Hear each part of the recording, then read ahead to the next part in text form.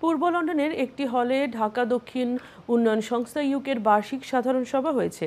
বিপুল সংখ্যক সদস্যের অংশগ্রহণে অনুষ্ঠিত এ সভায় সভাপতিত্ব করেন সংগঠনের সভাপতি আব্দুল লতিফ নিজাম। সভা পরিচালনা করেন সংগঠনের সেক্রেটারি জেনারেল আব্দুল বাসির। সভার শুরুতে সাধারণ সম্পাদকের বার্ষিক রিপোর্ট উপস্থাপন করা হয়। পরবর্তীতে সংগঠনের ট্রেজারার জাকির হোসেন 2024-2025 অর্থ বছরের আয় ব্যয়ের বিস্তারিত হিসাব পেশ করেন। সাধারণ সম্পাদক ও কোষাধ্যক্ষের রিপোর্ট নিয়ে আলোচনার পর উপস্থিত সদস্যদের সম্মতিতে উভয় রিপোর্ট গৃহীত হয়। সভায় সংগঠনের উন্নয়ন কার্যক্রম এবং ভবিষ্যৎ পরিকল্পনা নিয়ে প্রাণবন্ত আলোচনা হয়।